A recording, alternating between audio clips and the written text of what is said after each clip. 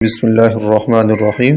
جادو کا جو سب سے بڑا وار ہے وہ انسان کے جسم کو مرض کے اندر مبتلا کر دینا ہے، اور اکثر لوگ جو ہے امراض کا شکار ہو جاتے ہیں، اور جادو جو ہے انسان کو اندر اندر سے ختم کرتا ہے، جسم کو مفلوج کرتا ہے، بیماریاں بناتا ہے، اور انسان جو ہے اذیت کے اندر مبتلا ہو جاتا ہے۔ ادویات لے کر بھی فائدہ نہیں ہوتا، یا ٹیسٹ کروائیں تو وہ اکثر کلیئر آتے ہیں، اور جسم کے خاص اعضاء جیسے پھیپڑا ہے، معدہ ہے، جگر ہے، دل ہے، گردے ہیں، یہ جکڑے جاتے ہیں۔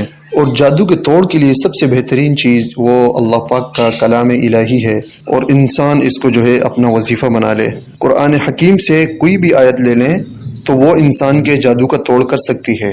یہ نہیں کہ آپ فلاں آیت مختص کر لیں، لیکن اللہ کے رسول صلی اللہ علیہ وسلم نے کچھ آیتیں ایسی ہیں جن کو جادو کے توڑ کے لیے خود استعمال فرمایا، اور امت کو گویا ایک ترغیب مل گئی کہ قرآن حکیم کی ان آیات کے اندر جادو کا توڑ پایا جاتا ہے۔ قرآن کریم کی ایک آیت کریمہ ہے جو اللہ پاک نے 29ویں پارے کے اندر سورہ ملک جو سورہ تبارک الذی ہے، اس کی 29 نمبر آیت کو جادو کے توڑ کا سب سے بہترین ذریعہ قرار دیا۔ اب لوگ کہتے ہیں کہ ہم پر جو جادو کر رہے ہیں وہ بھی کسی طریقے سے باز آ جائیں، وہ شکنجے میں آ جائیں، وہ ہم سے رک جائیں جادو کرنا، یا جو ہمارے پاس جنات بھیج رہے ہیں۔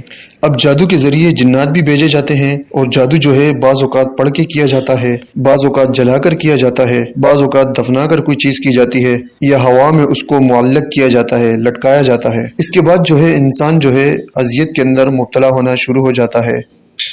جادو جتنا بھی پرانا ہو جائے، جتنا بھی تکلیف دینے کا باعث بن جائے، آپ اس سورہ ملک کی آیت نمبر 29واں پارہ بھی ہے، 29 نمبر آیت بھی ہے۔ قُلْ هُوَ الرَّحْمَنُ آمَنَّا بِهِ وَعَلَيْهِ تَوَكَّلْنَا فَسَتَعْلَمُونَ مَنْ هُوَ فِي ضَلَالٍ مُبِينٍ۔ اس آیت کریمہ کو آپ نے جو ہے پانی پہ 41 بار دم کرنا ہے، اور وہ پانی پینا ہے، اور وہ پانی جو ہے آپ روز پئیں، 11 دن تک آپ یہ پانی پیتے رہیں اور روز دم کرتے رہیں، اور آپ کو انشاءاللہ اس سے بہت فائدہ ہوگا، اور جڑ سے جو ہے جادو کی بنیاد جسم سے ختم ہو جائے گی، اور جو اذیت ہے وہ بھی زائل ہو جائے گی، جو تکلیف ہے وہ بھی زائل ہو جائے گی۔ ویسے بھی تکلیف ہے اگر آپ کو شبہ ہے، شک ہے کہ جادو ہوا ہے مجھ پہ، لیکن کون کر رہا ہے؟ وہ فَسَتَعْلَمُونَ مَنْ هُوَ فِي ضَلَالٍ مُبِينٍ۔ اس جملے میں اس کا تصور کریں، کیونکہ وہ گمراہ ہے جو جادو کر رہا ہے، جو جادو کرا رہا ہے وہ بھی گمراہ ہے۔ اب یہ آدمی ان کا تصور کرے گا تو یہ جو ہے آیت ان کو خود بخود پکڑ کا باعث بنا دے گی، اور وہ گرفت میں آ جائیں گے، اللہ کی گرفت میں یا مخلوق کی گرفت میں، جس طرح بھی آئیں گے وہ آ جائیں گے۔ اس آیت کریمہ کو آپ اپنی زندگی کا حصہ بنا لیں، اور اس آیت میں اللہ رب العزت نے خود لفظ رحمان کو استعمال کیا۔ نبی کریم علیہ السلام سے فرمایا، قل، میرے پیغمبر آپ فرمائیں ان سے، هو الرحمن، وہ رحمان ذات ہے۔ تو آپ کو جو ہے سب سے پہلے رحمان ذات کو پکڑنا ہوگا، اس سے تعلق جوڑنا ہوگا۔ هو الرحمن آمنا به، وہی رحمان ہے جس پر ہم ایمان لائے، وعلیہ توکلنا، اور ہمارا بھروسہ اسی پہ ہے، مخلوق پر نہیں ہے۔ مخلوق میں سے کوئی ہماری داد رسی نہیں کر سکتا اگر رحمان ہماری داد رسی نہ کرے۔